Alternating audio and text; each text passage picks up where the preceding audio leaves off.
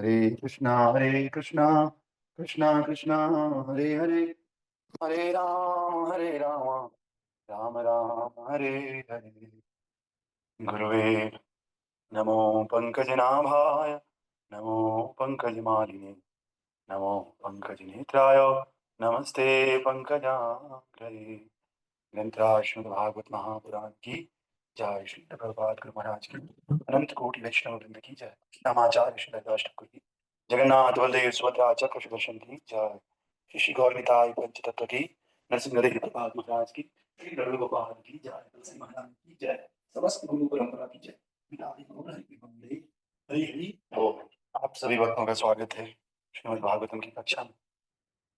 हम लोग श्रीमद् भागवत महापुराण का दूसरा स्कंद पढ़ेंगे और दूसरे स्कंद का अध्याय संख्या 6, जिसका नाम है पुरुष सूक्त की पुष्टि, और इसका श्लोक संख्या we are going to read today, श्लोक संख्या 20। पादास्त्रयो बहिराशन प्रजानां य आश्रमः अन्तः त्रिलोक्यस्त्वपरः ग्रहमेधो बृहद्व्रतः। पादास्त्रयो बहिराशन प्रजानां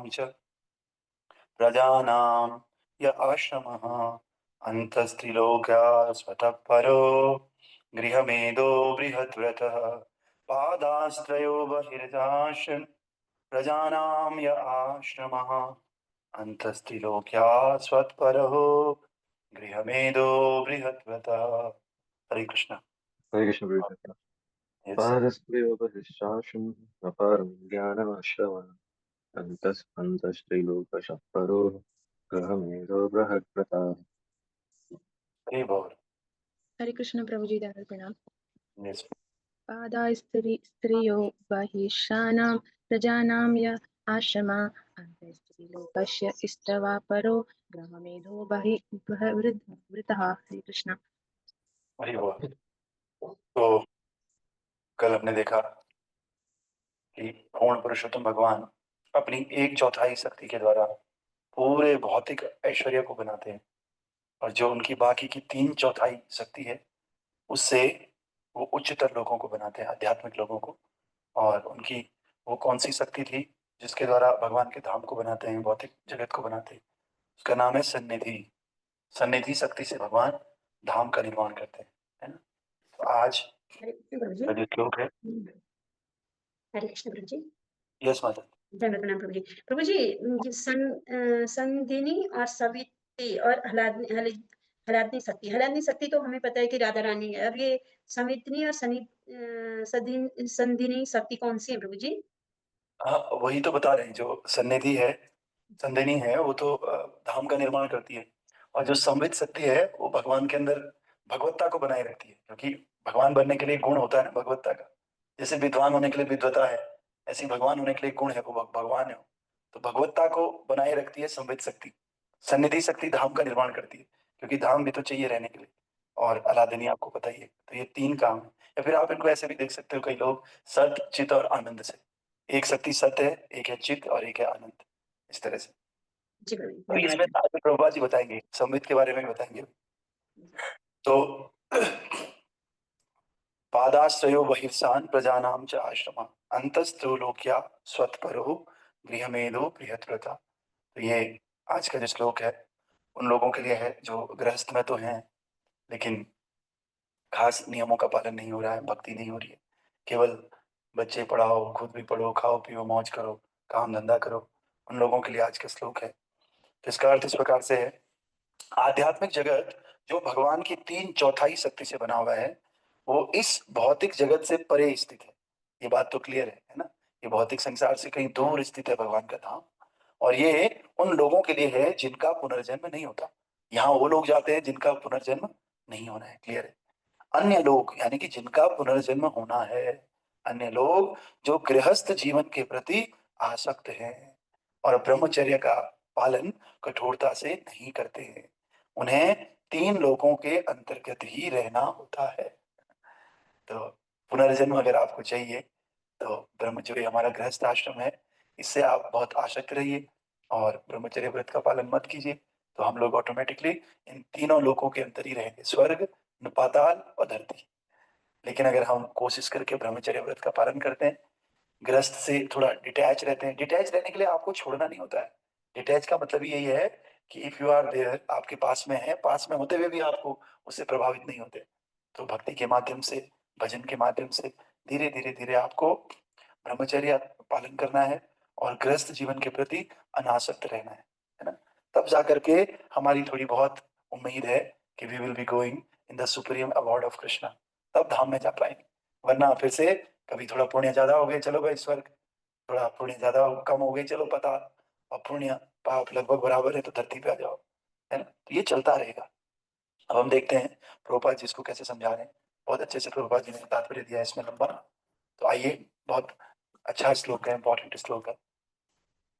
तात्पर्य वाय अर्चनीय वंदनीय प्रातः स्मरणीय जगत कृष्ण प्रभुपाद जी द्वारा श्री प्रभुपाद की जय।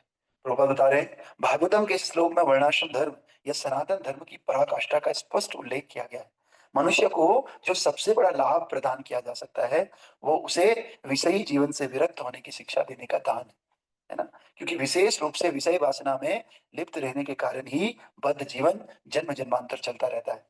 जिस मानवीय सभ्यता में विषयी जीवन पर कोई नियंत्रण नहीं होता है वो चतुर्थ कोटि की सभ्यता है। क्योंकि ऐसे वातावरण में भौतिक शरीर में बंदी बने हुए आत्मा की मुक्ति संभव नहीं है। जन्म मृत्यु जरा व्याधि भौतिक शरीर से संबंधित है, उन्हें आत्मा से कुछ भी लेना देना नहीं होता। किंतु जब तक इंद्रिय भोग के लिए शारीरिक आसक्ति को प्रोत्साहन मिलता रहता है, तब तक भौतिक शरीर के कारण आत्मा को बाध्य होकर जन्म मृत्यु के जंजाल में आना ही पड़ता है। और जिसकी तुलना वस्त्रों की जीर्णता से की गई है। तो देखिए, बहुत अच्छे से प्रभुपाद जी यहाँ पर समझा रहे हैं।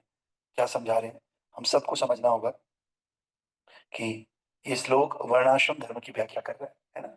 वर्णाश्रम तो लोगों ने कहा है कि बड़ा महान है सनातन धर्म के अंदर, ब्राह्मण क्षत्रिय वैश्य शूद्र, है ना। और हमने पिछले श्लोकों में पढ़ा कि कोई भी आश्रम बड़ा नहीं, कोई भी आश्रम छोटा नहीं, सबका अपना अपना काम है और सब आश्रमों का एक ही उद्देश्य है, भगवान की प्राप्ति करना, और सब वास्तव में आश्रम है ना। तो फिर यहाँ पे ऐसा क्यों है कि भाई जो गृहस्थ लोग हैं दे विल नॉट अटेन, वो पुनर्जन्म होगा। तो इसको समझने का प्रयास कीजिए। प्रॉब्लम कोई भी आश्रम नहीं है, प्रॉब्लम है हमारा विषयी जीवन, हमारा विषयों के प्रति आकर्षण, ये प्रॉब्लम है ना। तो हमको किसी भी आश्रम से ऐसा नहीं करना कि आश्रम छोड़ना है दूसरा आश्रम लेना है।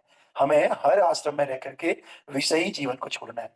विषयों के प्रति जो हमारी अत्यंत गहरी डीप रूटेड जो आसक्ति है, अटैचमेंट है, उसको हमें खत्म करना है। चाहे हम किसी भी आश्रम में रहे, ब्रह्मचारी में, गृहस्थ में, बस प्रॉब्लम ये विषयी आसक्ति है, जो हमारी विषयों के प्रति आसक्ति। इसी आसक्ति के कारण हम हर बार शरीर को छोड़ते हैं और दूसरे शरीर को लेते हैं। और ये जो मृत्यु चक्र है, जन्म मृत्यु जरा व्याधि का चक्र है, इसमें हम भंवर की तरह फंसते जा रहे हैं, फंसते जा रहे हैं, फंसते जा रहे हैं। किसके कारण? नॉट ड्यू टू आश्रम, आश्रम के कारण नहीं। किसके कारण? विषय वासनाओं की आसक्ति के कारण। तो इस श्लोक के आप मुख्य अनुवाद में भी देखोगे तो ये नहीं कह रहे हैं गृहस्थ जीवन कारण है, ये कह रहे हैं गृहस्थ जीवन के प्रति आसक्ति कारण है। तो हमें गृहस्थ जीवन में तो रहना ही है, लेकिन इसके प्रति आसक्त नहीं होना है, अटैच नहीं होना है। तो लग तो बोलने में तो आसान है, लेकिन ये थोड़ा सा कठोर है, बहुत मुश्किल है।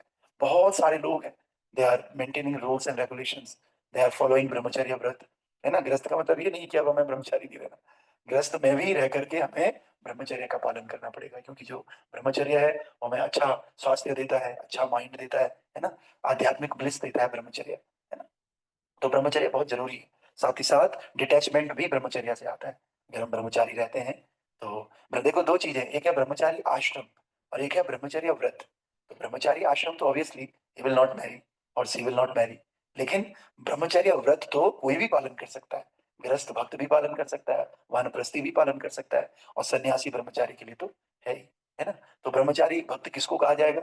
ऐसा व्यक्ति जो संतान उत्पत्ति के लिए ही केवल इस तरह की क्रियाओं में इंडल्ज होता है, उसको ब्रह्मचारी कहा जाएगा, बशर्ते वो किसी भी आश्रम में हो।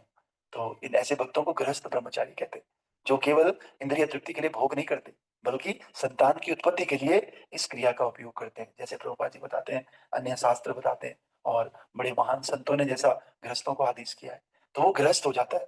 लेकिन एक और शब्द है जो इस श्लोक में आ रहा है, उसका नाम है अंतस्त्रिलोक्या स्वत्परो ग्रह मेधो बृहत व्रता। ग्रह मेधो, ग्रह मेधो मतलब ग्रह मेधि। अब आप समझिए, दो शब्द हैं, एक का नाम है गृहस्थ और एक का नाम है ग्रह मेधी।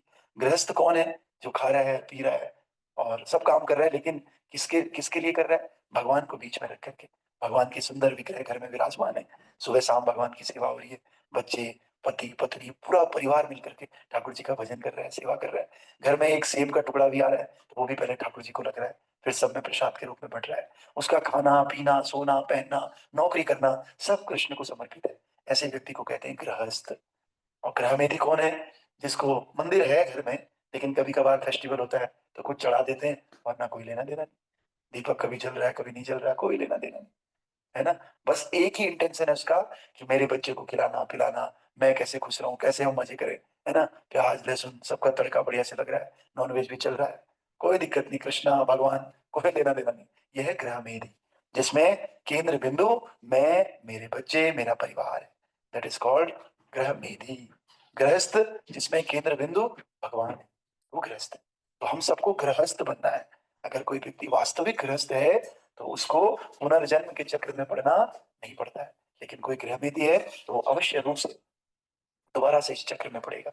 इसीलिए प्रभुपाद जी कह रहे हैं, मनुष्य जीवन का सर्वोच्च लाभ प्रदान करने के लिए वर्णाश्रम प्रणाली में अनुयायी को ब्रह्मचारी आश्रम से ही ब्रह्मचर्य व्रत धारण करने की शिक्षा दी जाती है। ब्रह्मचारी जीवन उन विद्यार्थियों के लिए है जिन्हें ब्रह्मचर्य का कठोरता से पालन करने की शिक्षा दी जाती है। जिन किशोरों ने विषयी जीवन का आस्वादन नहीं किया, वे सरलता से ब्रह्मचर्य व्रत का पालन कर सकते हैं और एक बार ऐसी जीवन शैली में स्थिर हो जाने पर वे सर्वोच्च सिद्धावस्था तक पहुंचकर भगवान की 3/4 शक्ति वाले धाम को प्राप्त कर सकते हैं। ये पहले ही बताया जा चुका है कि भगवान की 3/4 शक्ति वाले जगत में न तो मृत्यु है न भय है, और वहां मनुष्य का जीवन आनंद तथा ज्ञान से ओतप्रोत होता है।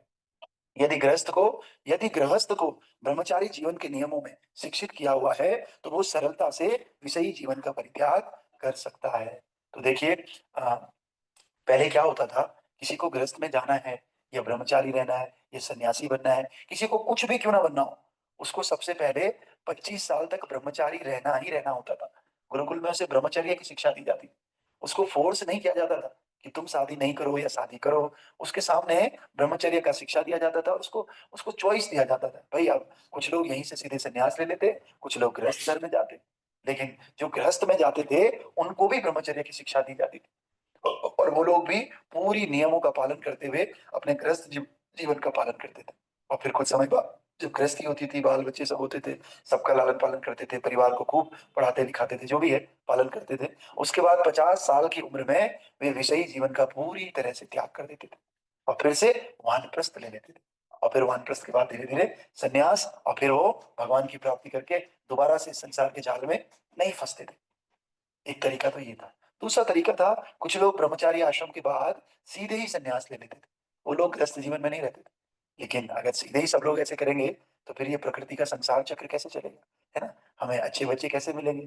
तो इसलिए गुरु इंस्पायर करते थे, किसी को इंस्पायर करते थे कि ठीक है तुम संन्यास ले लो, किसी को इंस्पायर करते थे ठीक है तुम गृहस्थ में जाओ, क्योंकि आप अच्छे ब्रह्मचारी हो, गृहस्थ में भी ब्रह्मचर्य व्रत का पालन कर पाओगे, है ना। इसलिए कहते थे ठीक है तुम जाओ। जो थोड़ा कमजोर रहता था कभी कभी बोलते थे चलो। दो तरह के सिद्धांत थे। कभी कभी ये होता है कि कोई अगर ब्रह्मचारी व्रत का पालन करने में थोड़ा कमजोर है तो उसी को संन्यास दिया जाता है। कभी कभी क्यों? क्योंकि भाई सही जीवन में जाएगा तो वो और फंस जाएगा, क्योंकि उसका कंट्रोल तो है नहीं। तो इसलिए उसको कभी कभी संग में लिया जाता है, चलो तुम ब्रह्मचारी रहो, कम से कम और भक्तों के बीच में रह करके तुम नियमित रहोगे, ब्रह्मचर्य का पालन कर पाओगे। लेकिन गृहस्थ जीवन में जाओगे तो वहां तो तुम ऐसे ही फंस जाओगे, है ना। और जो थोड़ा कठोर है, जो बहुत नियंत्रित है, जिसका पूरा कंट्रोल अपनी इंद्रियों में है, तो उसको गृहस्थ में जाने दिया जाता है। कभी कभी जाओ, तुम गृहस्थ में जाओ, क्योंकि तुम ब्रह्मचर्य का पालन गृहस्थ में भी कर सकते हो। तो इसीलिए अलग अलग तरह की स्थितियां रहती थी, अलग अलग तरह की सिचुएशंस हर व्यक्ति के साथ है। तो गुरु उस प्रकार से उनको आदेश करते थे कि जाओ, तुम इस आश्रम में जाओ, तुम इस आश्रम में जाओ। लेकिन आश्रम का मीनिंग ये था कि तुम वहां जाकर के भगवत प्राप्ति के लिए कोशिश करोगे, तुम वहां जाकर के भगवान को सब कुछ केंद्र में रखोगे और भगवान की सेवा करोगे, और एक दिन दोबारा से वानप्रस्थ में आओगे। ये प्रॉमिस के साथ उनको गृहस्थ में जाने दिया जाता है। लेकिन अभी 25 साल तक तो मुश्किल ही कोई ब्रह्मचारी रहता होगा, है ना। दुनिया भर का मोबाइल कंटेंट, स्कूल कॉलेज, दुनिया भर की जो है, दुनिया भर के संस्कार दिमाग में पड़े हुए हैं, कहाँ से ब्रह्मचारी रह पाएंगे। वो बिना गृहस्थ के ब्रह्मचारी नहीं है, गृहस्थ में जाएंगे तो कैसे ब्रह्मचारी रहेंगे। इसीलिए ब्रह्मचर्य की शिक्षा अत्यंत आवश्यक है। इसीलिए सब लोगों को चाहिए कि अपने बच्चों को कुछ दिन मंदिर में भेजना चाहिए, रात को रुकने के लिए भेजना चाहिए, सुबह मंगला आरती, ये सब रूटीन मंदिर का बीच बीच में चेक करवाना चाहिए। वहाँ और भक्तों से उनको इंस्पिरेशन मिलती है, शिक्षा मिलती है ब्रह्मचर्य की, और वो लोग ब्रह्मचारी व्रत में और कट्टरता से पालन करते हैं। किसी को गृहस्थ में भी अगर जाना है तो कुछ समय उसको मंदिर में रहना चाहिए, ऐसा मेरा मानना है। तो कुछ समय मंदिर में रहता है तो वो जो उसकी चेतना, उसके संस्कार वहाँ बन जाते हैं, तो उन संस्कारों के साथ वो गृहस्थ जीवन को भी बहुत अच्छे से पालन करता है ना? और अगर वहाँ नहीं रहता है, वो शिक्षा है नहीं, तो फिर गृहस्थ जीवन पूरी तरह से गृहमेधी बन जाता है। और गृहमेधी बनने का क्या सबसे बड़ा परिणाम है कि हम इस जन्म मृत्यु के चक्र में दोबारा से फँस जाते हैं, है ना? और कोई गृहस्थ बनता है तो उसका परिणाम क्या है कि वो जन्म मृत्यु के चक्र से उठा देता है। इसलिए हम सबको आज का संदेश ये है, गृहस्थ बनना है, गृहमेधी नहीं बनना है, और इस गृहस्थ जीवन से ज़्यादा अटैच नहीं रहना है। अपने कर्तव्यों को पालन करते हुए धीरे-धीरे एक दिन भगवान की प्राप्ति करनी है। निरंतरा श्रीमद्भागवत महापुराण की जय। श्रील प्रभुपाद की जय। जय गौर प्रेमानंदे। हरि हरि बोल।